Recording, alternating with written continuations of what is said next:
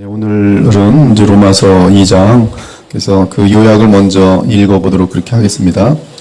로마서 1장에서 이방인들의 상태가 어떠한지 선명하게 묘사한 바울은 이제 같은 죄악들을 행하면서 다른 사람들을 판단하는 자들에 대해 언급한다. 이 부분이 지금 중요하죠. 지금 1장에서 우리가 28절 이하를 보면은 사실은 그 28절부터 32절까지 그 어떤 사람도 아마 여기서 벗어나는 사람들은 단 한 사람도 없을 것입니다.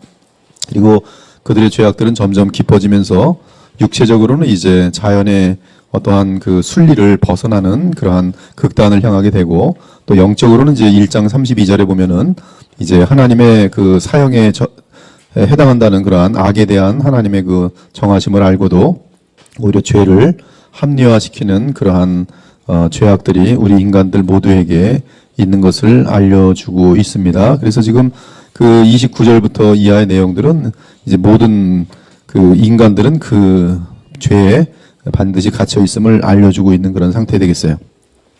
그래서 2장으로 넘어가면 이제 그들 역시 아무리 남을 판단할지라도 각 사람에게 그 행한 대로 보응하시는 하나님의 의로우신 심판 아래 있을 뿐이다. 하나님의 공의로운 심판은 사람의 행한 대로 보응하시는 것으로서 선을 행한 자에게는 영생으로, 악을 행한 자에게는 진노와 분노로 하신다. 유대인들과는 달리 기록된 율법을 모르는 이방인들 역시 하나님의 심판을 받게 되는데, 이는 본성으로 율법의 일을 행할 수 있기 때문이다. 그래서 그 양심은 지난주에도 말씀드린 것처럼 이제 우리가 죽었을 때에 완전히 살아나서 우리의 날 때부터 죽을 때까지의 모든 그런 악행들과 악한 동기들과 말한 것들과 이런 것들을 다 기록해 놓고서 증거가 된다고 말씀했어요. 그러나 그들이 악을 행함으로 그들의 양심은 증거가 되어 그들을 고발한다. 그들의 양심은 예수 그리스도께서 사람들의 은밀한 것을 심판하실 때 그들의 죄를 고발할 것이다. 이 부분이 성경이 알려주고 있는 상당히 분명한 내용입니다. 그들의 양심은 심판의 날에 그들의 죄를 고발할 것이다. 그러므로 이방인들 역시 구원을 받아야 할 필요가 있다. 한편 유대인들은 율법을 가지고 있으므로 스스로 선생이라고 믿고 또한 다른 사람들에게 율법을 가르치지만 여전히 악을 행한다. 왜냐하면 인간은 지금 이 그리스도의 그 거듭난 생명이 있어야지만이 하나님의 법을 지킬 수가 있는데, 동기부터요.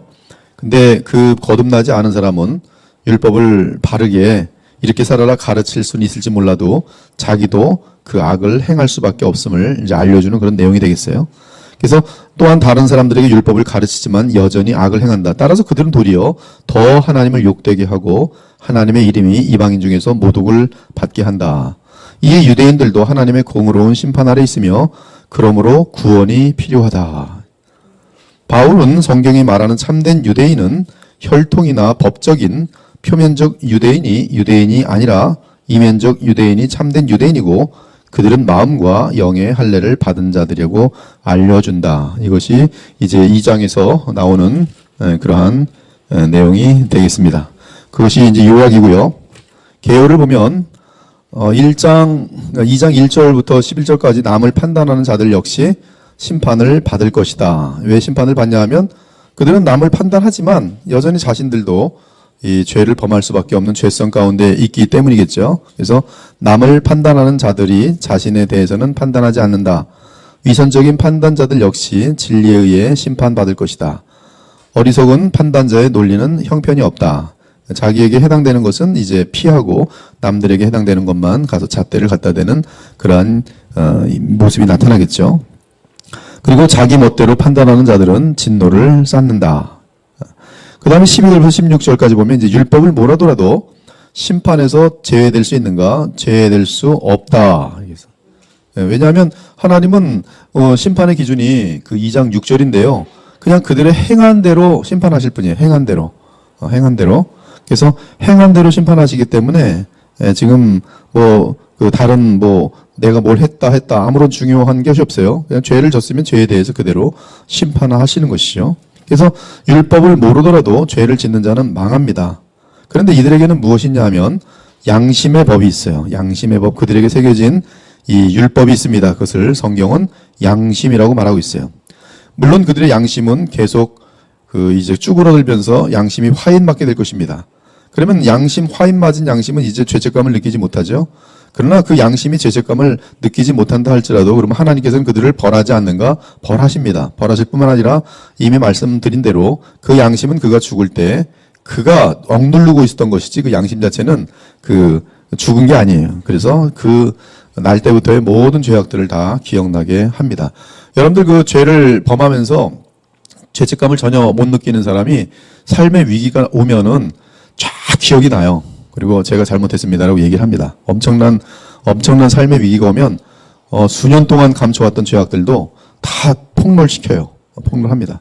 그래가지고 그 모든 것들이 다 온 세상에 드러날 수밖에 없도록 되어 있는 것이죠. 그리고 본인들도 개인적으로도 자기네들이 아는 거예요. 내가 뭘 잘못했는지. 아무튼 이 율법을 모른다 하는 사람들도 양심이 있기 때문에 예수 그리스도의 심판의 날에 그들은 양심의 고발을 받게 되면서 그 양심은 정확하게 그들의 모든 죄악을 기록하여 행한 대로 심판받도록 만들 것입니다.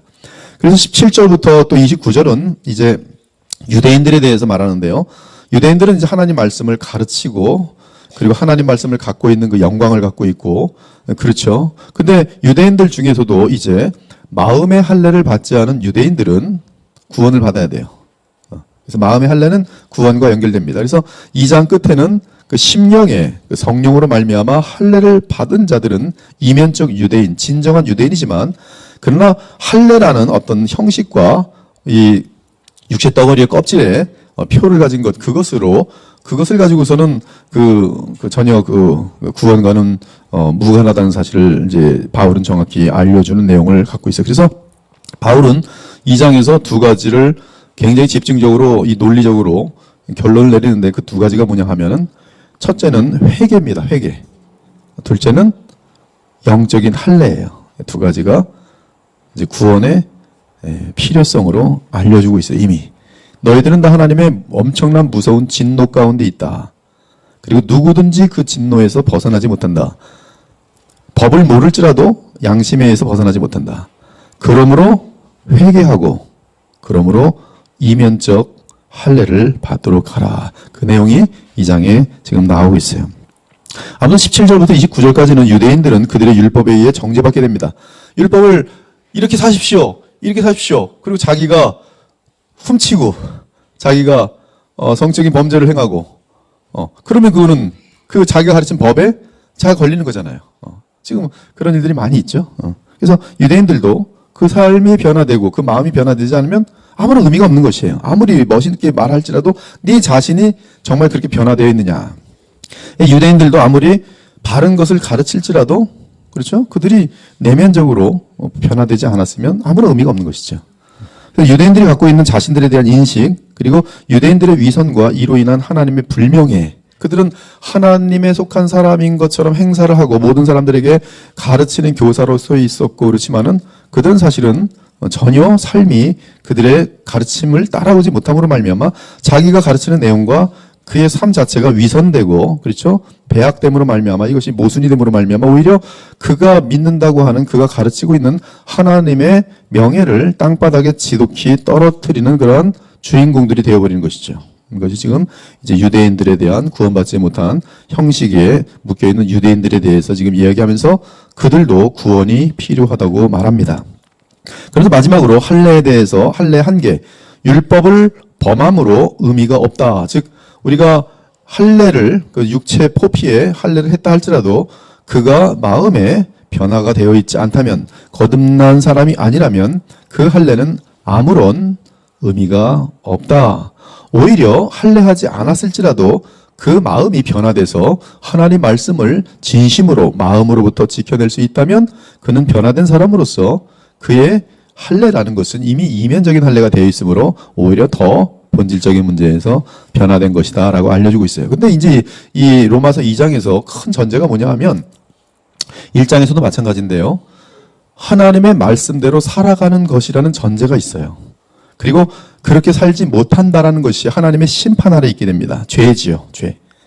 하나님께서 어떤 기준을 마련해 주시고 인류가 그렇게 살 수 있도록 하셨는데 인간들이 그 기준에 미치지 못함으로 말미암아 하나님께서는 이들을 다 쓸어버리셔야만 하는 하나님의 진노가 나타나는 아주 부패한 가운데 그 진리를 서프레스하고 반역하고 대항하는 그들을 쓸어버리셔야만 하는 그러한 단계가 그러한 상태라고 알려주면서 반면에 뭔가 어떤 방법이 있는데 그 방법은 뭐냐면 여전히 하나님께서 제시하시는 이 율법을 지켜낼 수 있는 방법이 있다는 사실을 알려주고 있어요.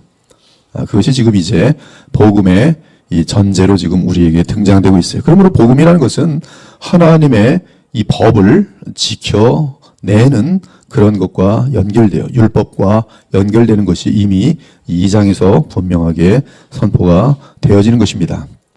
행여 그러므로 여러분들이 이 로마서를 철저하게 공부한 다음에는 이 율법과 복음의 상관관계, 서로 보완관계를 제대로 알지 못하면 그것은 아직도 복음을 제대로 이해하지 못하는 것입니다. 즉 복음이라는 것은 마치 보험을 들고 나서 나의 삶에 율법을 지키던 말던 상관없는 것으로 말하는 사람은 그의 구원에 관한 한 분명히 하나님의 절대적인 은혜요, 아무런 행함이 필요 없이 오직 믿음만으로 구원을 얻는 것이 분명히 성경의 선포지만, 그렇게 구원하는 그의 믿음은 그 믿음이 마음의 할례로 인하여 나타난 거듭남을 이루는 믿음이라면, 하나님께서 선물로 주신 은혜의 믿음이라면 그의 삶은 서서히 또는 급격히 반드시 하나님의 말씀을 지켜나가는 그러한 형태로. 근데 그 지킴이 외적인 지킴이 아니라, 즉 사람들에게 보이려는 지킴이 아니라, 내가 얼마나 의로운지를 보여주는 그러한 어떤 정치 게임이 아니라, 나의 마음속 깊은 곳에서 하나님을 향한 경외심과 사랑하심에서 마음으로부터 시작된 진정한 하나님이 보시기에 율법을 지키는 그러한 본질의 모습이 나타난다는 것이죠. 물론 우리가 이 땅에 살아가는 동안에 율법을 완전하게 지키지 못할 것입니다. 왜? 우리에게 죄성이 있기 때문에. 그러나 우리 가운데 이제 거듭난 이면의 그 할례된 마음은, 그 마음이 나를 주관하는 한, 그 마음이 나를 잡고 있을 동안은 그 마음의 뿌리 동기부터 시작돼서 나타나는 열매까지가 순수히 하나님이 받을 수 있는 온전한 순종의 모습이 되어진데, 그것이 바로 믿음의 열매인 것을 우리에게 이 장도 이미 보여주고 있는 것이에요. 이 내용들이 여러분들에게 잘 이렇게 기억이 좀 되었으면 좋겠어요. 이제 원어로 좀 더 들어가서 보도록 할게요. 먼저 이제 1절부터 11절까지 먼저 다루도록 하죠. 한번 같이 교독하면서 읽어보도록 하시죠. 2장 1절부터 보겠습니다. 그러므로 남을 판단하는 사람아, 누구를 막론하고 내가 핑계하지 못할 것은 남을 판단하는 것으로 내가 너를 정죄함이니 판단하는 내가 같은 일을 행함이니라.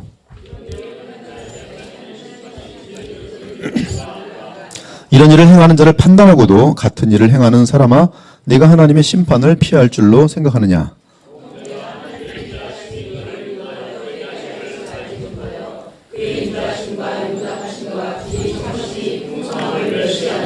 다만 내 고집과 회개하지 아니한 마음을 따라 진노의 날 곧 하나님의 의로우신 심판이 나타나는 그날에 임할 진노를 내게 쌓는도다. 참고 선을 행하여 영광과 존귀와 썩지 아니함을 구하는 자에게는 영생으로 하시고,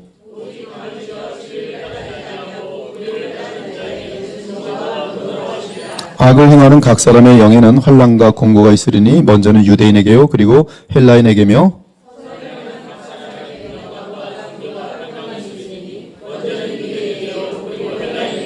이는 하나님께서 외모로 사람을 취하지 아니하심이라. 일단 여기까지 11절까지만 다루도록 할게요. 그리고 6절과 11절은 굉장히 중요한 그 1절부터 11절 사이에 핵심 그 근간을 다루고 있어요. 하나님께서 각 사람에게 그 행한 대로 보응하신다. 이 보응이라는 것은 심판에 대한 그런 내용을 담고 있어요. 근데 여기 보면 보응이라는 것은 그 행한 대로, 그 행한 대로, 그래서 행위가 하나님의 심판의 그런 내용이 되겠어요. 심지어 사실 이 행함이라는 것은 그 마음속의 동기까지도 다 행함 속에 들어가죠. 그래서 생각, 말, 또 실질적인 행동, 이것이 다 행함에 들어가는 그러한 심판의 대상이고요.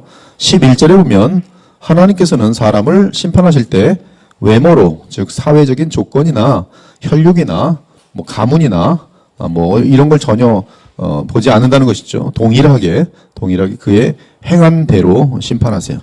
일단 그 2장에서 그 첫 부분은 그 동일한 죄인이면서 지금 뭐 마음의 할례를 받지 않은 사람은 일단 그냥 죄인의 상태 속에 밖에 있을 수가 없어요. 이제 로마서는 그러면서 이제 우리가 이러한 하나님의 진노에서 벗어나는 길에 대해서 알려주죠. 그것은 믿음이죠. 그리고 나서 이제 그 믿음으로 구원받은 사람이 어떻게 이제 율법을 이루어가며 온전해질 수 있는지를 알려주죠. 그건 역시 믿음이죠. 그래서 믿음으로 구원받고 믿음으로 예수 그리스도를 닮아가고 믿음으로 하나님의 주신 율법을 점점 이루어가는 그러한 분명한 그림을 보여주고 있습니다. 그러나 이 믿음의 세계 속으로 들어오지 않은 사람들은 그들은 이 의를 행할 수 있는 능력 자체가 전무하기 때문에 하나님의 진노밖에 없습니다. 근데 하나님의 진노 아래 있는 그들은 무엇을 하고 있냐 하면 동일한 죄인이면서 도토리 키재기를 하고 있는 모습을 보여줘요. 먼저 2장 1절 보면 그러므로 남을 판단한 사람아 누구를 막론하고 네가 핑계하지 못할 것은 남을 판단하는 것으로 네가 너를 정죄함이니 판단하는 네가 같은 일을 행함이니라. 이것이 너도 죄인이다. 너도 하나님의 진노 아래 있다. 그래서 2절을 보면 이런 일을 행하는 자에게 하나님의 심판이 진리대로 된다. 남을 네가 열심히 판단하든 말든 너도 이제 하나님의 심판대 앞에 섰을 때 너의 행한 대로 네가 남을 판단하든 말든 너의 행한 대로 너도 심판받는다. 하나님의 심판은 무엇에 따라 된다고요? 진리에 따라 돼. 진리. 뒤에 보면 율법의 진리라고 돼 있어요. 뒤로 가면 나중에 보여드릴게요. 우리나라에는 정확한 번역이 안 돼 있지만 원어로 보면 율법의 진리로 심판이 되는 줄 우리가 안다 이렇게 돼 있어요. 여기 보면 먼저 이제 그 원어로 보면 디오 이렇게 돼서 디오 그러므로 되는데 핑계치 못할 것이다. 너희가 핑계치 못할 것이다. 이제 그렇게 되면서 여기 보면 그러므로라는 말은 로마서 1장 18절에서 32절에 해당하지 않는 사람이 없으므로. 그래서 여러분들은 그 로마서 1장 18절에서 32절은 구원받지 않은 모든 사람들은 다 여기 중에 속하여. 그리고 지금도 우리는 나의 옛사람, 그렇죠? 우리 안에는 지금 두 가지의 속성이 있는데, 두 가지 어떤 성향이 있는데, 하나는 아담으로부터 물려받은 성향, 그리고 다른 하나는 예수님으로부터 물려받은 성향이 있어요. 그 예수님으로부터 물려받은 성향을 성경은 새 사람이라고 부르고, 아담으로부터 물려받은 성향을 옛 사람이라고 불러요. 그리고 나의 지정은 이 둘 사이에 어떤 성향 속에서 나의 그 선택에 의해서 거듭난 사람은 이 두 가지 성향이 있는 것이고, 또 거듭나지 않은 사람은 어디 그 아담에게 물려받은 그 성향밖에 없어요. 옛사람밖에 없습니다. 그러나 여러분들은 이제 옛사람과 새사람이 있어요. 근데 여러분들이 새사람을 입으면 어떻게 돼요? 예수님을 닮아가고 예수님의 모습이 나타나는 것이. 그러나 새사람을 입었다가 그걸 유지하면 얼마나 좋겠습니까? 근데 원래는 우리 옛사람이 그냥 원래 있거든요. 그러니까 힘써서 붙들지 않고 있으면 머리도 자동으로 어디로 돌아갑니까? 옛사람은 그냥 멍하니 있으면 옛사람이에요. 그래서 여러분 믿음을 위해서 힘써야 되는 거예요. 이게 믿음을 힘쓰지 않으면 옛사람의 모습이 나타나요. 저도 순식간에 옛사람의 모습이 나타나요. 순식간에 그냥 혈기도 나타나고 순식간에 여러 가지 지저분한 생각들도 나타날 수 있고 얼마나 그렇게 가능하단 말이죠. 왜? 옛사람이 내 안에 지금 분명히 있기 때문이죠. 그러나 그리스도를 기억하고 말씀을 가까이 하고 기도하면서 주님과 주님 안에서 연합된 가운데 하나님과 교통하고 있으면 그것이 바로 새 사람을 입은 상태로서 그 주님의 새 사람을 통한 그 영향력이 나의 모든 생각과 활동 속에서 나타나기 때문에 이제 그 하나님의 말씀을 순종하는 모습으로 나타나죠. 그래서 우리는 그 로마서 1장 그 28절부터 32절까지 내용이 이게 이제 옛사람의 모습인 줄 알고 이러한 모습이 내게 있으면 어떻게 돼야 돼요? 회개하고 자꾸 벗어 던지려고 해야 돼요. 그래서 그러나 이제 거듭나지 않은 사람은 이 그러므로 속에 다 들어갑니다. 그래서 그러므로 로마서 1장 18절에 31에 해당하지 않는 사람이 없으므로 이미 모든 인간이 하나님의 진노 아래 있으며 또한 모두가 전적으로 타락한 사실을 전제하고 있어요. 또 2절에 보니까 하나님의 진노와 심판은 오직 진리에 따라 이렇게 되어 있어요. 2절에 보면 이런 일을 행하는 자에게 하나님의 심판이 진리로 되는 줄 우리가 아노라. 그래서 호티토 크리마 투 세우 하나님의 심판은 에스틴 카타 알레이세이안 진리에 따라 된다. 하나님의 진노와 심판은 오직 진리에 따라 되는 것이. 이 내용은 1장 18절의 내용에 대한 반복입니다. 18절에 보니까 하나님의 진노가 불의로 진리를 막는 사람들의 모든 경건하지 않음과 불이 대하여 하늘로부터 나타나나니. 그래서 무엇과 무엇이 대칭되고 있냐면 하나님의 진리는 무엇을 향하여 진노합니까? 불의와 진리는 반대예요. 그래서 여러분들이 불의 속에 있으면 무엇이 임하게 돼 있습니까? 하나님의 진노가 임하게 돼 있어요. 여러분들이 구원받은 사람인데 불의 가운데 있으면 무엇이 임하게 돼 있어요? 하나님의 회초리가 임하게 돼 있어요. 그렇죠? 징계가 임하게 돼 있어요. 반드시 임해. 더 분명히 임합니다. 불신자들이 불의 가운데 있으면 하나님은 내버려 두세요. 그러다 어떻게 하세요? 쓸어버리세요. 근데 그들은 회복이 불가능해요. 그냥 끝입니다. 끝이에요. 그래서 하여튼 이 불의는 진리로 심판하시는 하나님과 반대예요. 그래서 하나님의 심판은 진리에 따라 불의를 심판하십니다. 진리에 따라 하세요. 아무튼 아담의 범죄로 말미암아 전적으로 타락한 인간은 판단력이 무능해졌을 뿐만 아니라 스스로 의를 이룰 능력이 있어서도 전적으로 무력해졌습니다. 그렇게 남을 판단하는 자는 반드시 자신이 자신을 정죄하는 모순에 빠지게 되어 있어요. 그들은 부패하고 타락한 죄인이기에 어떤 죄악을 범할 수밖에 없는 상태에 있으면서도 뻔뻔스럽게 다른 사람들의 잘못을 신랄하게 정죄하는 양명성을 갖습니다. 이들은 나중에는 무엇만 중요하냐면 이 공동체, 사회가 무너지지 않는 것만 관심을 가져요. 그래서 사회에 해를 끼치면 죽일 놈이고 사회에 해를 끼치지 않으면 누구도 뭐라 그러질 못해요. 그것이 이제 지금 사회는 죄의식이 없습니다. 근데 딱 뭐만 죄냐 하면 남에게 폐를 끼치고 그러면 그것이 죄예요. 그러나 자기 혼자 무슨 짓을 하든지 간에 별 상관하지 않아요. 그러므로 불의로 진리를 거스르는 하나님의 진노 아래 있는 죄인들은 어두움과 위선에 항상 속하여 있습니다. 요약하면 하나님의 영원한 진노를 향하고 있는 부패한 인간들은 자기들끼리 서로 판단하며 우월을 가리지만 진리에 따른 하나님의 심판 아래에서 피할 수 있는 사람은 아무도 없어요. 그 이유는 로마서 1장 18절에서 21절에 해당하는 일들을 그 누구나 그 어떤 예외도 없이 행하고 있기 때문입니다. 그래서 누가복음 6장에 보면 어찌하여 형제의 눈 속에 있는 티는 보고 내 눈 속에 있는 들보는 깨닫지 못하느냐. 너는 내 눈 속에 있는 들보를 보지 못하면서 어찌하여 형제에게 말하기를 형제여 나로 내 눈 속에 있는 티를 빼게 하라 할 수 있느냐. 외식하는 자여 먼저 내 눈 속에서 들보를 빼라. 그 후에야 내가 밝히 보고 형제의 눈 속에 있는 티를 빼리라. 우리는 이제 선과 악을 분별할 수 있어야 되고 무엇이 하나님이 기뻐하시는 건지를 분명히 알아야지요. 그리고 그것을 알려주는 것이 하나님의 복음을 알려주는 것과 연결이 되겠죠. 그래서 우리는 죄를 무마하거나 죄를 짓는 자들에 대해서 가만히 있거나 그것을 두둔하거나 그래서는 절대 안 되는 것입니다. 우리는 그렇지만 지금 이 판단하는 그 기준은 뭐냐면 교만이거든요. 위선이거든요. 근데 그러한 불신자들의 그 동기랑 틀려야 되죠. 그들을 국률이 여기고 그래서 예수 그리스도께로 돌아올 수 있도록 하고 또 예수님을 믿는 자들끼리는 서로 판단하고 깎아내리기 위함이 아니라 우리가 더욱더 예수님을 서로 닮아가야 되지 않겠느냐. 이러한 사랑의 구조 속에서 우리는 서로 무엇이 잘못된 것이고 무엇이 옳은 것임을 분명히 분별하여서 서로 격려해야 될 것이. 그러나 그렇지 않은 것은 이 미움과 교만이 동기가 돼서 내가 너보다 더 선하고 내가 너보다 우월하다 이러한 관점 가지고 할 때는 그것은 벌써 판단이 되어버린 것이. 그래서 여러분이 만약에 다른 사람들이 연약함들, 부족함들이 보이면 그들을 위해서 기도하는 것이 아름답고요. 그리고 그것이 자꾸 많은 공동체의 문제를 일으킬 때는 권면을 해야 돼요. 가서 잘. 이것은 지금 하나님께도 못 오게 되고 잘못된 것입니다. 알려줘야 되고요. 그래도 안 되면 마태복음 18장처럼 하면 돼요. 중직자들과 함께 가서 또 권면하고 그래도 안 되면 이방인처럼 이제 여기게 되는 것이죠. 그렇게 우리는 성경이 항상 그 프로시저를 잘 따라갈 때 우리 사이에서도 이러한 어떤 잘못된 것들을 수정할 수 있고 그러면서 사랑으로 질서를 만들어내고 또 돌아올 수 있는 사람들은 회개하고 돌아올 수 있도록 해서 같이 계속 자라가는 것이죠. 그러나 이제 판단하는 마음, 즉 교만과 이러한 위선 속에 있을 때는 바로 자신 속에 있는 이 들보는 보지 못하고 형제의 눈 속에 있는 티를 보면서 분노하고 막 그러는 것이죠. 못된 열매 맺는 좋은 나무가 없고 또 좋은 열매 맺는 못된 나무가 없느니라. 나무는 각각 그 열매로 하나니 가시나무에서 무화과를 또는 찔레에서 포도를 따지 못하느니라. 즉 육에 속한 옛사람으로부터는 뭐뿐이 안 나와요?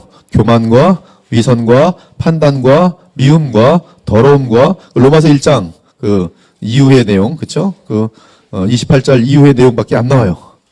그러나 우리가 이 좋은 나무가 되면 어떻게 돼요? 좋은 우리 속 사람에게서부터는 새 사람으로부터는 그렇죠? 사랑과 그렇죠? 인내와 그런 어떤 위로와 거룩함과 그런 열매들이 나게 되겠죠. 예, 부패한 인간이 스스로 하는 판단은 항상 오류와 한계가 있고 상대적입니다. 하지만 완전하신 하나님의 판단은 절대적인 진리에 따라, 절대적인 표준에 따라 하심으로 모든 범죄자에 대해 정죄와 심판을 내리심이 당연합니다. 이런 하나님의 판단, 하나님의 심판은 주의 심판의 날에 궁극적으로 이루어질 것이에요. 지금도 하나님의 심판은 나타납니다. 그러나 절대적이진 않아요. 그래서 죄를 평생 졌는데도 아무런 일이 없이 밥 잘 먹고 건강하게 자녀들도 세상에서 잘 되고 뭐 그냥 남을 열어 죽였는데도 보면 뭐 승승장구하고 그런 일이 가능할 수가 있어요. 반면에 하나님 또 다 그런 경우로만 뒀는가? 어느 날 그렇게 어마어마한 사람이 저 땅바닥으로 떨어져서 완전히 또 벌레만도 못한 비참 가운데 분명히 하늘의 별이었는데 그런 경우도 있어요. 이것은 다 하나님께서 살아계시고 하나님의 진리대로 심판하시며 그럼에도 불구하고 우리가 다 이해할 수 없는 하나님의 오래 참으심과 이런 것들이 지금 진행되고 있는 것을 우리는 알 수가 있어요. 공식적이었으면 우리는 저는 반드시 죽을 거야, 이러면 죽을 것이고, 그렇죠? 그렇게 안 되잖아요. 우리는 이러한 가운데서 더 하나님을 의지하고, 그러나 최종 심판은 절대적으로 반드시 있을 수밖에 없는 것이죠. 이 땅에 태어난 자들 중에는 하나님의 심판에서 제외되거나 도망칠 수 있는 자가 없습니다. 하나님은 영원한 진리이심으로 그의 절대적인 공의를 성취하시기 위해 완전한 심판을 하실 것이, 하나님께서 완전한 공의로 완전한 심판을 하지 않으시면 무엇을 허용하는 것입니까? 불의를 허용하는 것이 돼요. 그러면 하나님은 하나님이실 수 없고 하나님의 나라는 있을 수가 없어요. 따라서 하나님의 완전한 공의는 반드시 있고, 그리고 하나님의 나라는 이 죄가 허용될 수가 없습니다. 즉 영원한 진리대로 가장 정직하고 완전한 공의 가운데 사람의 외모를 취하지 않으시고 오직 인간의 내면과 행위를 감찰하시어 판단하시는 가운데 하나님의 절대적인 공의를 이루실 것이에요. 내가 보는 것은 사람과 같지 아니하니 사람은 외모를 보거니와 나 여호와는 중심을 보느니라. 3절이에요. 이런 일을 행하는 자를 판단하고도 같은 일을 행하는 사람아, 내가 하나님의 심판을 피할 줄로 생각하느냐? 피할 수 있어요, 없어요? 네, 분명하죠? 이것이 지금 질문하면서 강조하는 거죠. 절대로 피할 수 없다. 하나님의 진리에 따른 완전한 공의의 심판을 피할 수 있는가? 없다. 남을 판단하면서도 같은 죄를 범하는 너희들이요, 하나님의 심판을 피할 수 있느냐? 없다. 심판을 받으면 어떻게 되는 거예요? 멸망이에요. 저주예요. 4절, 혹 내가 하나님의 인자하심이 너를 인도하여 회개하게 하심을 알지 못하여. 지금 만약에 하나님 심판이 임하지 않았다면 그 하나님의 심판이 임하지 않은 상태는 무엇이라고 설명하고 있습니까? 하나님의 인자하심이라고 설명하고 있어요. 하나님의 오래 참으심이라고 설명하고 있어요. 그러니까 그 오래 참으심의 기간이 끝나면 무엇이 반드시 나타납니까? 하나님의 심판, 진리에 따른 분명한 완전한 공의의 심판이 반드시 나타날 것이. 근데 하나님께서는 지금 당장 그렇게 하셔도 되시는데 그렇게 하지 않으시는 것은 그분의 오래 참으심과 인자하심과 그리고 용납하심이. 자, 4절. 혹 내가 하나님의 인자하심이 너를 인도하여 회개하게 하심을 알지 못하여. 이것은 지금 하나님 편에서는 뭘 하고 계십니까? 기회를 주고 계시는 거예요. 근데 사람들은, 악한 인간들은 어떻게 생각해요? 하나님이 주신 기회를, 하나님이 없는데 죄를 져도 별일 없네. 하나님께서 그를 죄대로 심판하시면 지옥으로 곧바로 떨어지는 거예요. 즉사에서. 근데 그렇게 하지 않으시니까 그것을 가지고 하나님을 오히려 오해하고 멸시하고 대적하는 사람들이 있어요. 그것이 지금 4절의 내용이에요. 혹 내가 하나님의 인자하심이 너를 인도하여 회개하게 하심을 알지 못하여 그의 인자하심과 용납하심과 길이 참으심이 풍성함을 멸시하느뇨. 5절. 자, 5절은 어떤 사람이 하나님의 인자하심과 오래 참으심을 업신여기고 있는 거냐 하면 내 고집. 그 다음 여러분 직접 말하죠. 고집과 뭡니까? 네, 지금 보면 4절에서 무슨 단어가 뚜렷하게 나옵니까? 회개. 5절에도 회개. 하나님이 지금 최종 진리에 따라 심판하지 않으신 이유는 회개케 하는 것이죠. 근데 그런 하나님의 인자하심과 오래 참으심을 멸시하는 사람이 누구예요? 회개하지 않는 사람이에요. 무엇을 가지고? 고집을 가지고. 그게 붙어 있어요. 고집스럽게 회개하지. 악합니까? 악하지 않습니까? 엄청나게 악한 거예요. 엄청나게 악한 거예요. 하나님이 자비하시는데 그 자비의 기회를 오히려 하나님을 대적하고 욕하고 고집 부리고 회개하지 않는 기회로 삼아요. 하나님께서 더 많이 줬더니 하나님은 지금 내가 잘하는 줄 알고 착각하시나 보다 더 죄를 짓는 것이에요. 이게 뭐예요? 하나님 앞에 뭘 쌓고 있어요? 불의를 더 많이 쌓고 있어요. 하나님의 자비의 기회를 또 용서의 기회를 돌아오도록 하는 기회를 이 사람은 뭘 해요? 고집고 회개하지 않은 마음 가운데 더 하나님을 대적하고 하나님을 우습게 여기면서 그 진노를 더 쌓고 있는 것이죠. 그래서 5절에 보면 그날이 뭡니까? 하나님의 심판이 진노가 임하는 날. 그가 얼마나 많은 진노를 당하게 되겠어요. 무서워요. 그리고 가장 악한 사람이 이런 사람이에요. 6절 하나님의 심판입니다. 하나님께서는 각 사람에게 그 행한 대로 보응한다. 여기 지금 원어를 보면은 1, 2절이 한 문장이고요. 그 2장 1절과 2절이 한 문장이고 3절부터 11절까지가 한 문장입니다. 그리고 3절부터 11절은 1, 2절에 대한 구체적인 내용이라 하겠어요. 즉 3절 이하는 1, 2절을 알려준 다음에 독자들에게 논리적으로 생각해 볼 것을 권하는 내용입니다. 아까 제가 설명한 거 좀 충분히 이해하나요? 하나님께서 오래 참으시면서 하면 이 고집 부리고 회개차는 마음의 인간들은 더 하나님을 업신여기고 더 악을 많이 자연스럽게 더 저지른 이런 현상들에 대해서 이해 가나요? 네, 분명하죠. 굉장히 확실합니다. 자, 3절에 보면 이러한 불의한 일을 행하는 사람들을 판단하면서 여러분들 불의를 당해보세요. 정말 저런 인간이 있나? 불신자들끼리 서로 항상 그래요. 저런 인간 짐승만도 못한 것들 얼마나 서로 많이 들어요. 근데 그렇게 말하는 그 사람도 또 어떤 사람한테는 저 인간 같지 않은 짐승 같은 것들 서로 다 그러면서 지금 지나는 거죠. 이러한 불의한 일들을 행하는 사람들을 판단하면서 그러한 불의한 일들을 행하는 사람아 그대가 하나님의 심판을 피할 수 있다고 생각하는가? 심판 피할 수 없어요. 그가 짓고 있는 분명 어떤 죄가 있을 텐데 그 죄는 피할 수가 없어요. 심판을 피할 수 없습니다. 한 톨의 죄도 피할 수가 없어요. 하나님은 공의롭게 그 빛을 갚을 때까지 영원한 진노 가운데 두십니다. 그 영원한 진노는 지옥이에요. 그래서 나오지 못합니다.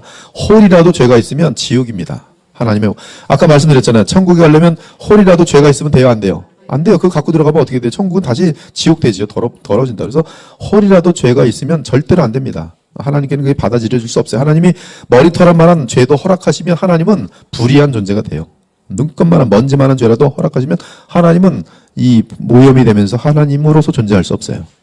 그래서 하나님의 심판을 피할 수 없어요. 자, 이 논리 가운데 여러분이 올 때 그 인간 가운데 하나님의 앞에 설 수 있는 사람이 있을까요? 없을까요? 없어요. 그것이 지금 로마서가 말하는 지금 분명한 내용이에요. 너희들은 전부는 하나님의 심판 아래 있다. 하나님의 진노 아래 있다. 그래서 믿지 않는 사람들은 지옥입니까? 아닙니까? 지옥이에요. 그래서 지옥이에요. 난 저 사람보다 착한데? 성경이 말하는 거예요. 저 사람보다 착할지 모르겠지만 하나님 앞에서 너는 네가 갖고 있는 죄 있어 없어? 죄 있지요. 죄 없는 사람이 어디 있어요? 바로 그 말이에요. 죄 없는 사람이 어디 있어요? 전부 뭐예요? 다 지옥이에요. 누구만 들어가요? 죄 없는 사람만 들어가요. 아니 어디 인간이 어떻게 죄 없는 사람이 있을 수가 있습니까? 답은 너희의 죄 문제를 해결하시는 길이 있는데 그게 뭐예요? 복음이에요. 복음. 그게 복음이에요. 그래서 복음 안에서는 하나님께서 보시기에 하나님 입장에서 공의로운 입장에서 하나님의 율법의 입장에서 예수님 안으로 들어오는 자들은 예수님께서 그의 거룩한 율법의 형량을 그를 대신하여 받으셨어요? 안 받으셨어요? 받으셨어요.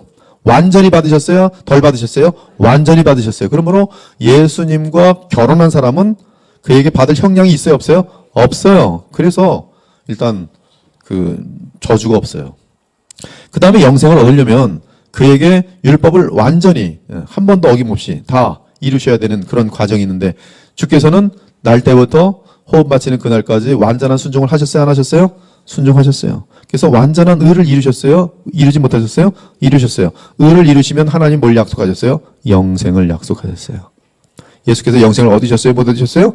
얻으셨어요. 근데 그분과 우리가 어떻게 돼 있어요? 연합돼 있어요. 근데 그분은 사람이시지만 누구세요? 하나님의 아들이세요. 그러므로 그가 영생을 믿는 모든 사람들에게 나눠줄 수 있어요? 없어요? 하나님의 아들이기 때문에 무한하신 분이기 때문에 나눠주실 수가 있어요. 그것이 지금 복음이죠. 그래서 우리는 예수님 안에 있으면 하나님의 공의로운 형량의 문제가 해결되고 또한 예수님으로 인하여 얻으신 그 완전한 의가 내 것으로 간주되어지면서 하나님이 그리스도 안에 있는 우리를 볼 때 의롭다 칭하시는 것이. 그럼 여러분이 죽을 때는 죄성이 끊어져요? 안 끊어져요? 끊어져요. 여러분은 죽은 이후에 어떤 영이에요? 불의한 영이에요? 의로운 영이에요? 의로운. 완전한 의예요? 아니면 조금 불완전한 영이에요? 완전한 의예요. 그래서 여러분들이 죽는 순간 글로리피케이션, 그래서 완전한 의인이 돼서 어디로 가요? 하나님 보좌 앞에 가요. 죄가 팔끝만큼 쫓아갈 수 있어요? 없어요? 없어요. 여러분들이 지금 하나님 보좌로 가면 지금은 더러운 생각도 하고 미운 생각도 하지만 주의 나라로 3차층으로 예수님 보좌 앞으로 나아가면 여러분의 마음은 예수님 마음처럼 맑고 영원히 깨끗하고 진실해요. 그리고 예수님 재림하실 때 이 죄에 쓰였던 이 몸 대신에 무슨 몸을 입어요? 완전히 거룩한 부활의 몸을 입어요. 영광스러운 몸을 입어요. 이것이 우리가 이제 의인의 영이 된 분들이 기다리고 있는 마지막 단계. 2장 4절 보니까 혹 내가 하나님의 인자하심이 너를 인도하여 회개하게 하심을 알지 못하여 그의 인자하심과 용납하심과 길이 참으심의 풍성함을 멸시하느냐. 이게 멸시하느냐는 말은 카타프로네이스 이렇게 돼 있는데요. 카타프로네이스라고 돼 있는데 거기 보면은 이제 이 despise 멸시하다, 그다음에 disregard 소중하게 여기지 않다, slight 아주 가볍게 여기다. 여러분 it matters 할 때 그건 굉장히 중요한 일입니다라는 말이거든요. it matters. 근데 그 matters라는 말이 뭐냐면 무겁다는 뜻이에요. 무겁다는 거예요. 그러니까 어떤 거에 대해서 소중히 여기면 무겁게 생각하는 거예요. 소중히 생각하는 거예요. 많이 생각하는 거예요. 우리가 뭔가를 가볍게 생각하는 건 그냥 순식 막 지나갔다가 막 섞이는 거예요. 근데 이 멸시한다는 것은 지금 대수롭지 않게 생각하는 거예요. 하나님의 인자하심을 멸시하느뇨. 그 지금 2장 5절을 보니까 이렇게 하나님의 인자하심과 오래 참으심과 우리를 회개케 하기 위해서 기다리시는 그런 모습 가운데 멸망으로 향하는 자들의 특징이 뭐냐면 고집, 회개치 않음. 그래서 이 킹 제임스 버전에 보니까 But after thy hardness and impenitent heart, 회개하지 아니하는 마음, 그리고 고집, hardness, 마음을 강팍하게 함, 그것은 하나님의 진노의 진노의 날이 가장 무서워요. 하나님의 진노의 날에 받을 그 하나님의 진노를 점점 쌓아간다. 자, 여기 봅시다. 4절, 5절 잘 보세요. 제가 이거 크게 했는데 혹 내가 하나님의 인자하심이 너를 인도하여 어디로? 회개하게 하심을. 5절에 보면 다만 내 고집과 회개하지 아니하는 마음을 따라 하나님의 의로우신 심판이 나타나는 그날에 이 말 진노를 네게 쌓는도다. 6절 그것은 원어로 보면 그날에 하나님은 모든 사람에게 그들이 행한 대로 심판하실 것이다.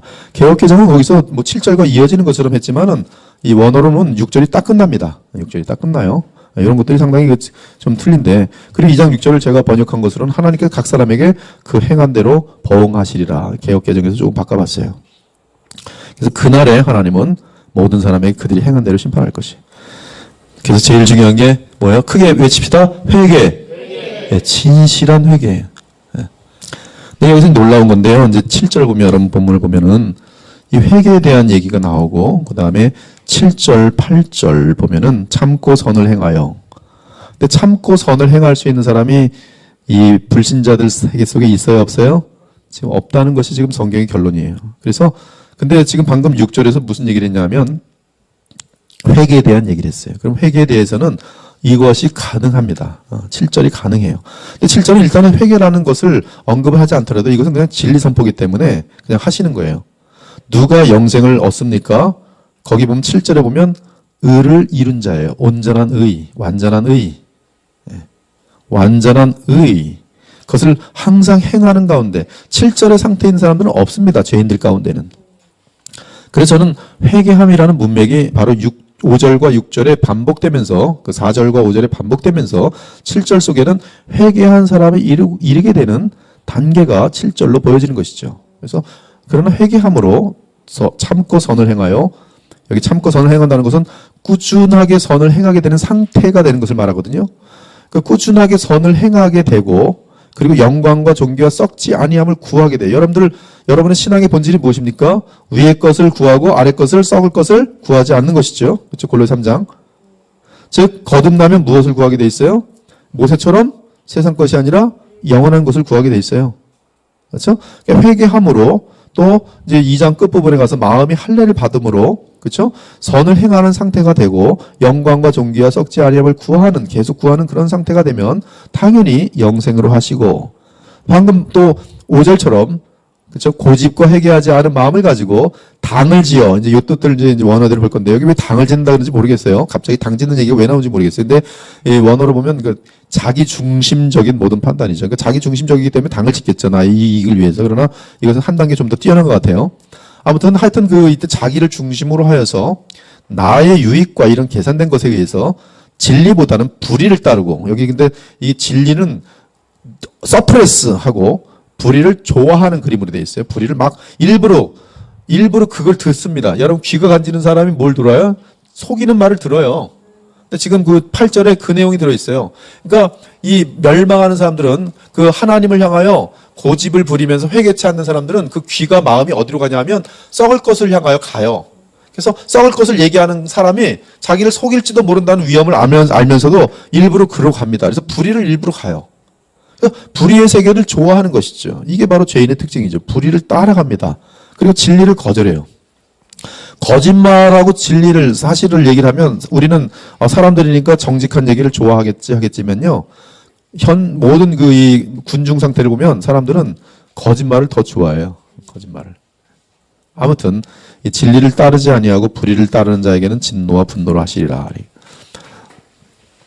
여기 뭐 아까 오직 당을 지어라는 단어가 있었는데 일단 7절부터 볼게요. 여기 보면 카스 슈퍼모네인 에르구 아카수는 이제 선한 에르고는 이제 행함 선한 행함을 선한 행동을 선한 행위를 꾸준하게 슈퍼모네인 그런 하고 있는 상태인데요. 7절에 이러한 상태는 마음의 할례를 받은 거듭난 사람이 쉬지 않고 성령의 도우심을 받을 때 이러한 것이 가능하겠죠. 그리고 이제 당을 지어 할 때 에리세이아인데요. 에리세이아. 그것은 보니까 그 밑에 보면 self-seeking, 자기를 추구하고 self-ambition, 자기의 야망을 이루려는 self-interest, 자기의 이익과 관심. 항상 자기 중심이죠. 뭐든지 자기 중심이에요. 이런 사람들이 이제 이 거듭난 것과는 반대의 현상이죠. 그다음에 라이벌리 계속 싸우자. 네가 높아, 내가 높아, 네가 높아, 내가 뭐 이것이 이제 야망, 자기 유익, 경쟁 이 시기 뭐 이런 것이 되겠어요. 거기 보면 이제 아까 얘기한 것처럼 거기 아페이세오 이렇게 됐어요. 아페이세오. 근데 이것은 이제 disobey 그 순종하지 아니하는 것. 이제 이것이 이제 이렇게 있는데요. 그 다음 단계로 보면 그래서 그 지금 그 8절의 상태는 뭐냐 하면 그대 분사형으로 되어 있습니다. 피동태 분사형. 그래서 페이소가 이제 피동태 분사형으로 되어 있으면서 그 뒤에 보면 계속 불의에 속아서 그것을 좋아하면서 믿는 상태예요. 그래서 그 불의를 따르며 순종하는 자들이에요. 이것이 지금 이제 진노를 계속 쌓는 자들이죠. 7절과 8절에 보면 두 종류가 나와요. 분명히 7절은 거듭나서 진실한 신앙의 삶을 살아가는 사람, 8절은 고집과 회개하지 않은 마음을 가지고 살아가는 삶. 보입니까? 네, 그것이 아까 5절에서도 얘기한 것이고 4절에 뭐라고 그랬어요? 회개한 사람. 그렇죠? 회개한 사람. 4절에서 회개한 사람은 어떻게 돼요? 7절로 가고요. 그러나 5절처럼 고집과 회개하지 아니하는 마음 사람은 8절로 가지요. 8절. 그 다음에 이제 9절과 그 10절을 또 보면은 이것은 이제 그 일반적인 상태에 대한 얘기인데요. 여러분들 행복하고 싶어요? 행복하지 않고 싶어요? 행복하고 싶지요? 그러면 이 진리를 믿으세요. 네.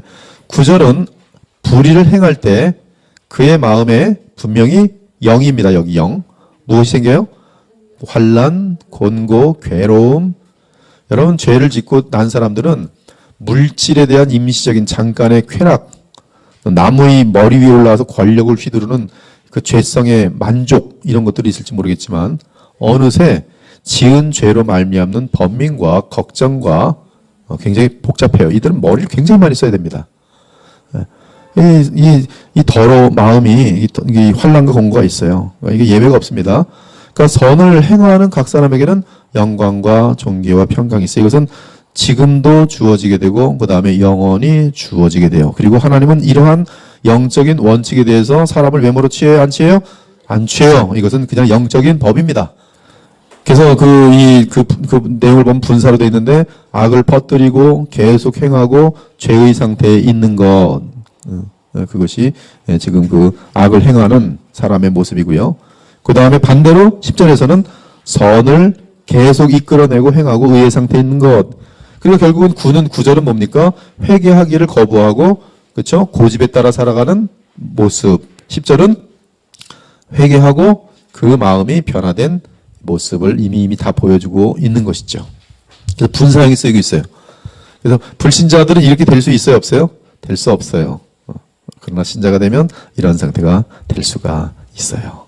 그래서 저도 옛날에 이런 부분들이 안 보였는데 이제 로마서를 그래도 이제 계속적으로 익숙해지면서 보게 되니까 이런 부분들도 지금 분명하게 사람들을, 예수님을 믿지 않는 사람들을 분명히 하나님의 진노 아래 있음을 분명하게 지금 논리적으로 풀어가지만 그 중간에서도 계속적으로 하나님께서는 얼마나 공의로우시고 얼마나 자비하신지 그러면서 회개를 벌써 유도하고 있잖아요. 회개. 그 다음에 2장 끝에서는 뭘 유도하고 있어요? 마음의 할례. 근데 이 회개와 마음의 할례와 더불어서 최종 심판이 누구에게 있는가? 그리스도께 있음을 정확히 알려주고 있어요. 그러면서 그리스도를 향한 믿음으로 벌써 이제 이게 운을 띄우는 거죠. 그래서 3장에 보면 그리스도를 착 등장시켜요. 그리스도가 없으면 너희들의 영은 날마다 비참과 괴로움이 있고 마지막 하나님의 진노의 날에 그냥 멸망하게 될 것이다. 그러나 회개하라. 그리고 마음의 할례를 받으라. 그리고 이때 마지막 심판은 그리스도에 달려있다. 그리스도와 연합하여 친구면 심판을 면하지만 그리스도와 연합하여 친구가 아닌 사람은 하나님의 진노 가운데 거할 것이다. 그것이 이 로마서 2장에도 이미 다 잠재되어 있더라는 것이죠. 그래서 이건 이제 불신자들에 대한 이제 심판에 대한 것인데요. 여기 보면 이제 그 율법이 있는 것과 율법이 없는 상태 속에 율법이 있는 사람들은 율법에 의해서 심판받고 율법이 없는 사람들은 율법에 없는 상태 속에서 무엇에 의해서 양심이. 여기 15절을 보면요. 15절을 보면은 요게 그 이제 원어로 보면 그날이 나와요. 그날. 네, 그날은 이제 16절과 연결되는데요. 15절 그 양심이 고발하는 날이 언제냐면 16절과 연결되어 있어요. 그래서 원어로 보면 그 고발하는 날을 양심에 대한 설명하면서 양심은 그날에 고발할 것이다 이렇게 돼 있어요. 근데 그날이 언제예요? 바로 그리스도로 말미암아 하나님의 사람들의 은밀한 것을 심판하시는 그날. 심판하시는 그날. 그때 뭐가 고발해요? 양심이 고발해요. 그래서 이 예수님을 알지 못하는 사람들 전부 다 하나님의 영원한 진노의 심판 아래 합법적으로 공의롭게 멸망 가운데 처하게 돼 있어요. 일단 12절부터 16절을 좀 금방 다루도록 할게요.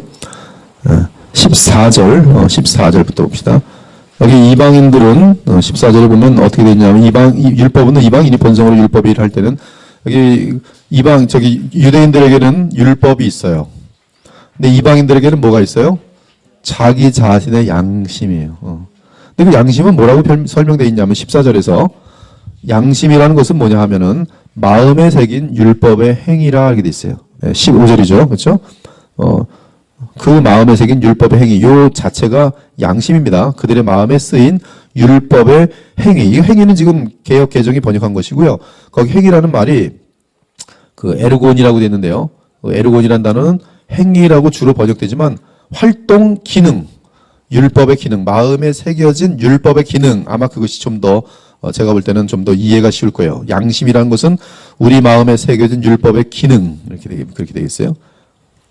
그래서 에르고는 여기 보면은 이제 원어로 보니까 그 행위라는 말도 있지만 뒤에 보면은 여기 보면 그 어떤 오퍼레이션, 기능 뭐 이런 것들이 여기 지금 자세히 나오고 있어요. 그래서 기능으로 이렇게 보시는 것들이 당연하겠습니다. 16절에 보니까 16절 보니까 곧 나의 복음에 이른 바와 같이 하나님이 예수 그리스도로 말미암아 사람들의 은밀한 것 그것을 심판하시는 그날에 그렇죠? 은밀한 것 아무도 모르지만 자기만이 아는 모든 것들 심지어 자기가 의식하지 못하는 것들까지도 다 그 양심에 의해서 예수 그리스도의 날에 심판받게 될 것이에요. 자, 12절에서 아무튼 16절은 그날에 유대인이든 모든 이방인들이든 절대적인 진리의 율법에 의해 하나님의 절대적인 완전한 공의의 심판이 있을 것을 알려주는 내용입니다. 그들은 절대 진리와 양심의 절대적인 기능에 의해 불의를 핑계치 못할 것이 진실로 진실로 너희에게 이르노니 죽은 자들이 하나님의 아들의 음성을 들을 때가 오나니 곧 이때라 듣는 자는 살아나리라. 아버지께서 자기 속에 생명이 있음 같이 아들에게도 생명을 주어 그 속에 있게 하셨고 27절 다 같이 읽읍시다. 또 인자됨으로 말미암아 심판하는 권한을 주셨느니라. 예수님을 믿는 자는 심판에서 제외. 그러나 예수님 안 믿는 자는 율법과 완전한 율법과 완전한 이제 새겨진 양심에 의해서 심판받지요. 여기도 보면 그렇죠? 여기 보면 이는 정하신 사람이 누구예요? 바로 예수님, 그렇죠? 그분이 천하를 공의로 심판한 날을 작정하시고 이에 그를 죽은 자 가운데서 다시 살리신 것으로 모든 사람에게 믿을 만한 증거를 주십니다. 최종 심판을 누가 하세요? 우리 주 예수님께서 하세요. 인자가 아버지 영광으로 그 천사들과 함께 오리니 그때 각 사람이 행한 대로 누가 인자가 행한 대로 갚으리라. 다만 나를 심판하실 이는 주시니라. 그러므로 때가 이르기 전 곧 주께서 오시기까지 아무것도 판단하지 말라. 그가 우리 예수님 심판하실 우리 주께서 어둠에 감추인 것들을 드러내고 마음의 뜻을 나타내시니 그때 바로 심판의 그날에 각 사람에게 하나님으로부터 칭찬이 있으리라. 그 17절부터 24절까지 간단하게 다룰게요. 여기 이제 율법에 대한 내용인데요. 여기 보면 이제 유대인들에 대한 내용이거든요. 유대인들. 그래서 유대인들은 뭘 가르치고 뭐 어쩌고 그러지만은 그 사람들도 죄를 질 수밖에 없어요? 있어요? 죄를 질 수밖에 없어요. 그러니까 그들도 심판 받아요? 안 받아요? 받을 수밖에 없는 거예요. 지금 하여튼 여기 보니까 번역이 잘 되어 있어요. 제가 보니까 이게 유대인들에 대한 내용은 너무 잘 되어 있어요. 그래서 특이사항 없고요. 우리 개정개혁 참 잘 되어 있어요. 율법을 가지고 있다고 해서 심지어 율법을 통해 선악을 분별할 수 있다고 해서 죄성을 이길 수는 없어요. 자, 25절, 26절, 27절, 28절, 29절. 네가 율법을 행하면 할례가 유익하나 만일 율법을 범하면 네 할례는 무할례가 되니라. 지금 유대인들에 대해서 얘기하는 것이 할례. 이 할례를 얼마나 소중히 여깁니까? 그런즉 무할례자가 율법의 규례를 지키면 그 무할례를 할례와 같이 여길 것이 아니냐. 뭐 이런 내용인데요. 여기 보면 이제 육체의 할례를 할지라도 마음은 할례가 안 돼 있으면 율법을 어길 수밖에 없지요. 왜? 지킬 능력이 없으니까. 그러나 할례를 받지 않았어도 육체의 할례를 받지 않았어도 그 마음이 만약에 거듭났으면 어떻게 돼요? 율법을 진심으로 지킬 수 있지요. 그렇죠? 그러니까 지금 보면 오히려 이면적인 할례를 받은 사람들은 오히려 하나님을 기쁘시게 하는 것이고, 그렇죠? 외면적인 그 할례를 받았어도 마음이 할례되지 않았으면 하나님을 기쁘게 할 수 없지요. 그들에게 위선받기는 나타나지가 않지요. 네. 그 내용인데요. 자, 25절에서 율법은 이게 되게 중요해요. 여러분 율법 그럴 때는요. 율법 정신을 놓치면 그 사람은 율법을 제대로 해석하지 못해요. 여러분 율법 그러면 무조건 마음속에 예수님의 이 말씀을 반드시 떠올리기 바랍니다. 이 부분을 놓쳐버리면 여러분들도 메스업돼요. 복음과 율법의 관계를 짬뽕 다 놓쳐버려요. 율법에 대해서 그게 알레르기가 있는 사람들이 보면 이 내용을 항상 까먹고 있어요. 율법 정신이 뭐예요? 선생님 율법 중에서 어느 계명이 크니까 예수께서 이르시되 내 마음을 다하고 목숨을 다하고 뜻을 다하여 주 너의 하나님을 사랑하는 것. 둘째는 내 이웃을 내 자신같이 사랑하는 것. 이 두 계명이 온 율법과 성자의 강령이다. 핵심이다. 본질이다. 율법. 그러면 그 율법의 정신은 뭐예요? 율법의 본질은 뭐예요? 하나님 사랑, 이웃 사랑이에요. 하나님 사랑, 이웃 사랑 우리가 할 수 있어요? 없어요? 못한다는 거예요. 못하기 때문에 우리가 무너진다는 거예요. 위선자가 된다는 거예요. 근데 우리 마음이 변화되면 하나님 사랑 할 수 있어요? 진심으로 할 수 있어요. 이웃 사랑 할 수 있어요? 하나님 사랑 받고 그들을 할 수 있어요. 그것이 지금 복음이 말씀하고 있는 거예요. 즉 복음의 능력에서 율법이 이루어집니까? 이루어지죠. 뭐에 있어서? 본질에 있어서. 원수까지 사랑하는 것은 그래서 율법의 완성이에요. 이런 면에서, 본질적인 면에서, 정신적인 면에서. 근데 이 부분을 놓치면 우리는 자꾸 또 무슨 헷갈리는 것이죠. 그러니까 절대 잊지 마십시오. 그러니까 이 부분으로 율법을 이해할 때는 율법은 우리에게 적입니까? 친구입니까? 친구예요. 근데 우리에게는 이것을 행할 수 있는 그런 마음이 돼 있어야 안 돼 있어요? 부패한 마음은 절대 못하죠. 부패한 마음 못한단 말이에요. 자기 중심인데. 그러나 내 중심이 아니라 예수님의 마음을 가지면 이것이 돼야 안 돼요? 되더라는 거예요. 이게 성령의 역사로 되어지는 거예요. 그러면 그 율법의 정신을 본질을 지금 이루고 있기 때문에 하나님 보실 때는 우리가 율법을 이루어 가고 있는 그림이 되는 것이죠. 이렇게 할 때는 율법과 이 복음은 어떻게 돼요? 서로 도와주고 있어요. 정확하게 복음으로 거듭난 사람은 어떻게 살아야 되는지 하나님 사랑, 이웃 사랑이죠. 근데 하나님 사랑하고 우상 숭배하면 돼야 안 돼요? 안 돼. 그래서 다시 한번 계명 속에서 네가 하나님을 사랑한다면 그렇죠. 우상 만들지 말고 하나님 외에 다른 섬기지 말고 그렇죠. 하나님의 이름을 업신여기지 말고 분명히 그렇게 하는 것이 하나님을 사랑하는 것이죠. 하나님 사랑한다고 하나님 욕하고 뭐 하나님 우상 만들고 말이 안 되잖아요. 그러니까 이 내용을 같이 엮어서 우리가 볼 때는 이 마음의 성령의 본질적인 도움과 초자연적인 그런 전능하신 능력 없이는 우리는 율법을 이룰 수가 없죠. 왜? 마음의 문제이기 때문에. 따라서 1절에서 율법을 행한다는 것은 하나님의 영에 의해 그 마음이 거듭나서 전심으로 하나님을 사랑하고 하나님의 뜻을 따르는 것으로 이해한다. 아주 멋있죠? 그렇게 마음이 할례된 상태에서 유대인들의 할례가 그 진정한 의미가 있는 것이지 그렇지 않을 경우 형식적인 할례 의식은 결국 불의로 떨어지게 되며 이에 참된 아브라함의 자손으로 인정받을 수 없게 된다. 그래서 이제 이 세례 요한은 거듭나지 않은 이런 율법하는 이 정신은 본질은 잃어버리고 엉뚱한 데 가 있는 사람들에게 하나님의 진노가 임할 것이다. 그리고 이 돌들로도 아브라함의 자손이 되게 한다. 너희들은 나중에 뭐라 그래요? 너희는 마귀의 자식들이다 그래요. 그러므로 너희는 마음의 할례를 행하고, 그렇죠? 마음의 할례 행하고, 마음의 할례를 행하고, 마음의 할례를 행하려면 그 앞에 뭐가 있어야 돼요? 회개하라. 회개하라. 그리고 주님을 바라볼 때 구약도 마찬가지예요. 여호와께 돌아와야 마음의 할례가 되는 것이죠. 뭘 버려야 돼요? 고집과 교만. 그렇죠? 목을 곧게 하지 말라. 정확합니다. 동일한 내용이에요. 30장 신명기 마음의 할례를 베푸사 누가? 하나님 여호와께서 누구에게? 회개하는 자에게, 돌아오는 자에게. 그래서 마음의 할례를 받으면 하나님을 사랑하고 다 동일한 말이죠? 네, 다 동일한 말이에요. 근데 마음의 할례를 받는 것은 뭘 지켜야 되는 건가? 그렇지 않다는 것이에요. 그것은 굉장히 쉽다는 거예요. 뭐예요? 믿음이에요, 믿음. 네, 믿음. 말씀을 믿고 가면 되는데 믿고 나가는 게 쉬워요, 어려워요? 성경은 쉽다고 돼 있어요. 왜 쉬워요? 진심으로만 다가가면 돼요. 그리고 동일한 내용이 이 신약에서 나오는데요. 믿음은 진정성에 대한 문제일 뿐 어떤 불가능한 일을 우리에게 부탁한 게 아니에요. 그래서 이 모세가 이렇게 얘기한 것처럼 뭐 하늘에 올라가는 이 불가능한 일, 뭐 저 밑에 내려가는 불가능한 일, 무정익에 내려가서 뭘 해오라 이런 게 아니라는 것이에요. 뭐예요? 단지 너희의 입으로 다 같이 여기 읽읍시다. 이것이 우리의 믿음의 전부예요. 진정성을 가지고 9절 시작. 내가 만일 내 입으로 예수를 주로 시인하며 또 하나님께서 그를 죽은 자 가운데 살리신 것을 내 마음에 믿으면 구원을 받으리라. 이것이 지금 아까 그 마음의 할례를 받는 그 내용하고 같은 내용이거든요. 사람이 무엇으로 믿어? 마음으로 믿어 의에 이르고 입으로 시인하여 구원에 이르니라. 그리고 주님을 부르는 자죠. 계속 믿는 자. 누구든지 그를 믿는 자는 부끄러움을 당하지 아니라. 답은 뭐예요? 믿음이에요. 믿음. 그리고 믿음 이건 뭐예요? 부르는 건 뭐예요? 기도죠. 여러분들은 그것이 이제 부르는 자, 기도, 그리고 진심된 믿음.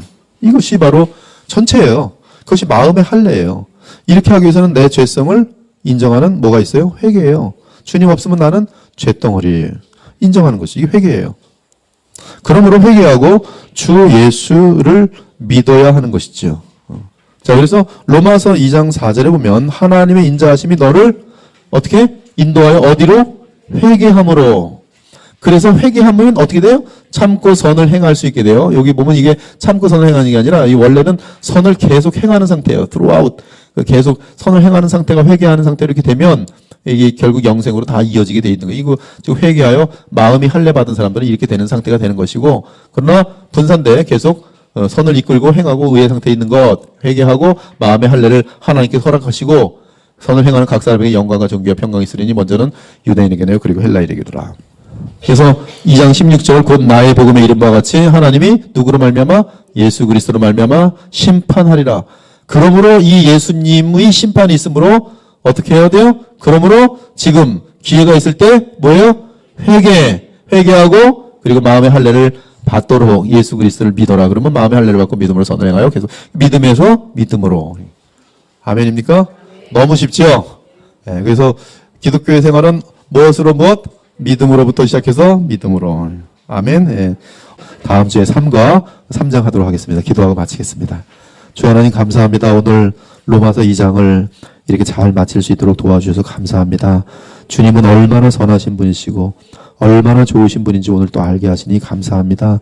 저희들 기회가 있을 때 더 선에 힘쓰게 하시고 또 주님과 교통하면서 주님 사랑하기 때문에 이웃들에게 사랑을 베풀게 하시고 또 그 사랑을 베푸는 방법이 율법을 하나하나 지켜나가는 것인 줄 알고 더욱더 힘써 주의 말씀을 알아 순종할 수 있도록 인도해 주옵소서. 세상에 진리를 놓치고 어둠 속에 있습니다. 저들에게 진리를 알려주는 것이 시급한 문제이오니 십자가에 달리신 예수님만이 진리요 그분 안에서 하나님의 영원한 정말 용서하심과 또한 하나님의 진노에서 벗어날 수 있음을 알려줄 수 있는 그런 사랑이 저희들에게 넘쳐나서 우리 주변의 모든 사람들을 사랑하는 마음 가지고 그들에게 극심한 정말 깊은 친절과 사랑을 보이면서도 그들을 구원으로 인도할 수 있는 그런 복음의 말씀을 사랑과 몸짓으로 전달할 수 있는 저희들 모두가 될 수 있도록 인도하여 주시옵소서. 돌아가는 발걸음 함께 해주시고 우리 마음속에 평강과 감사로 충만하게 해주시기를 바랄 때 살아계신 우리 주 예수 그리스도 이름으로 기도 올려옵나이다. 아멘.